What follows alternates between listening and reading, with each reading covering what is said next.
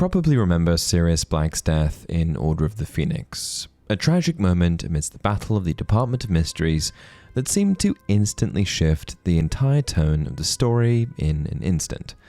In the book, Bellatrix hits Sirius with a spell that knocks him backward, causing him to fall through the veil. "Come on, you can do better than that," he yelled, his voice echoing around the cavernous room. The second jet of light hit him squarely on the chest. The laughter had not quite died from his face, but his eyes widened in shock.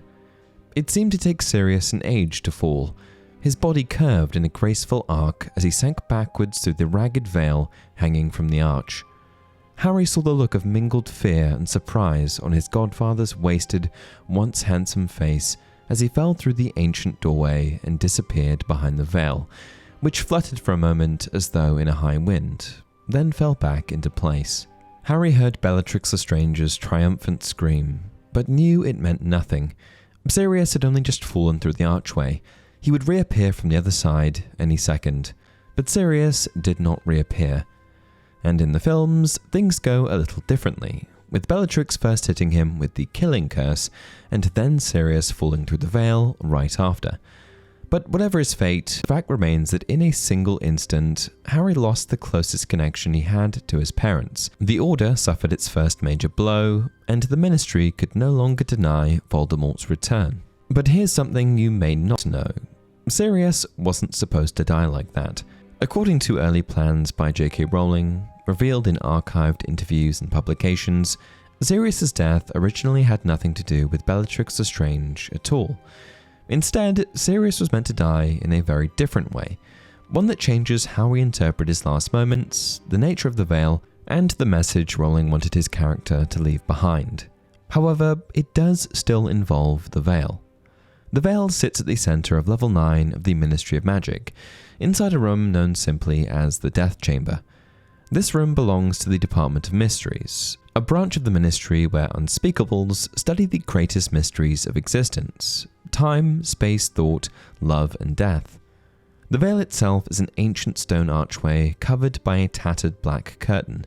There's no magic inscription, no protective barrier, no warning sign.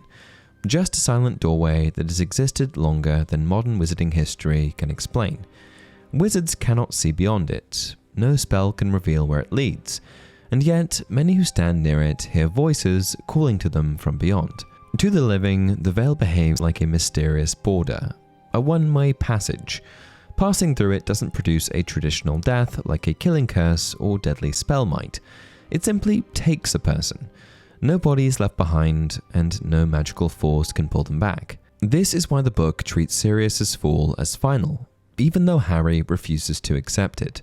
The veil isn't a weapon, it isn't a spell, it's a boundary, and one that no wizard has ever crossed back from.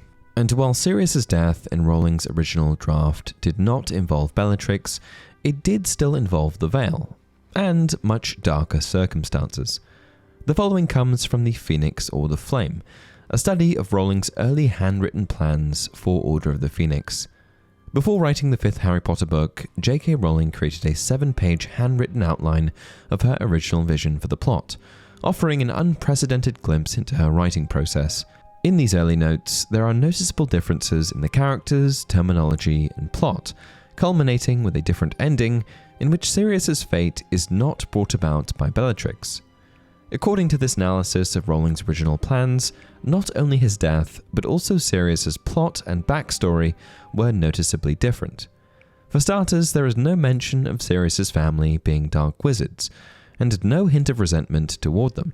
Bellatrix isn't identified as his cousin, and while Harry still visits number 12 Grimmauld Place, the location is not even described as Sirius's family home.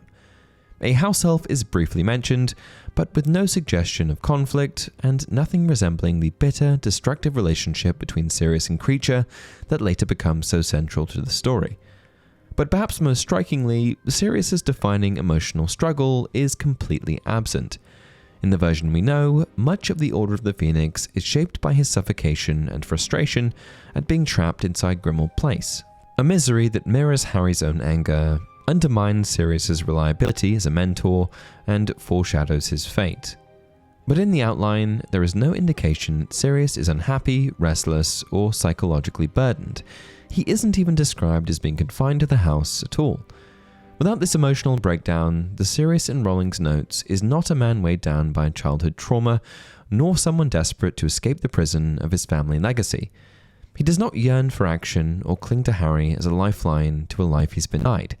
He is simply present, a supporting character without the tragic depth that later defines him. But before Sirius could die meaningfully, Rowling had to make him matter, and that may explain why everything about him, his past, his pain, and ultimately his death, was rewritten. And by reshaping Sirius, Rowling wasn't just altering a subplot, she was transforming the emotional center of the entire book. Order of the Phoenix is defined by isolation, anger, and the suffocating feeling of being powerless. Harry experiences this at Privet Drive, at Hogwarts, and especially within the Ministry's denial of Voldemort's return. Sirius becomes the embodiment of that same frustration. His house becomes his prison, just as the Ministry becomes Harry's. His inability to act mirrors Harry's own feeling of being ignored, silenced, and restrained. This rewritten Sirius doesn't just support Harry, he reflects him. His bitterness validates Harry's anger, his recklessness feeds Harry's impulses, and his longing for freedom becomes a warning about what happens when a person spends too long locked away, literally or emotionally. And once Sirius becomes this broken, anxious shadow of his former self, his death gains tragic meaning. It no longer feels like an accident of battle, but the inevitable consequence of a life defined by captivity.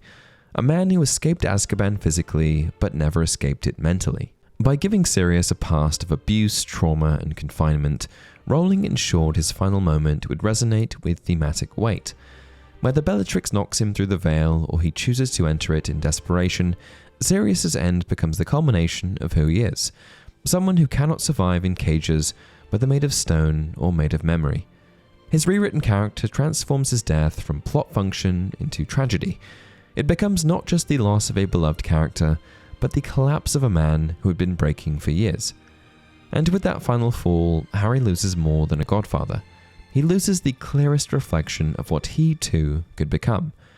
With that out of the way, let's take a closer look at what his death was supposed to look like.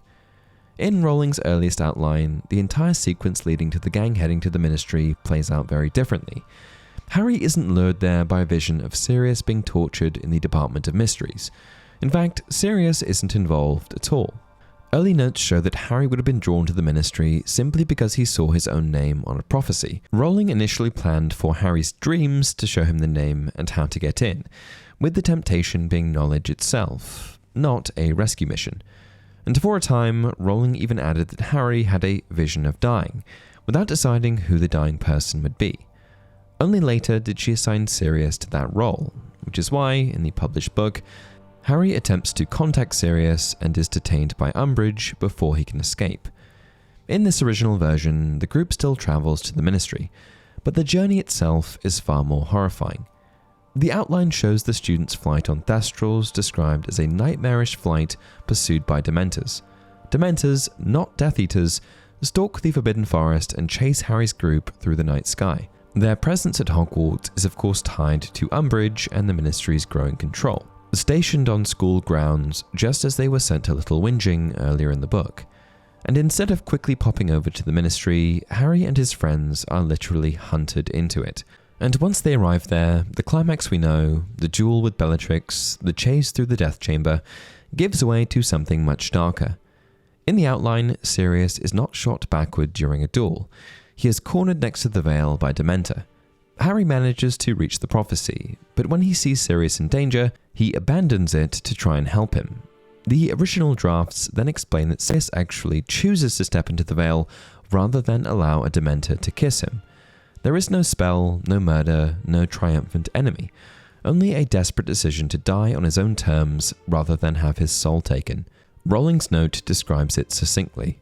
Sirius chooses death rather than the Dementor.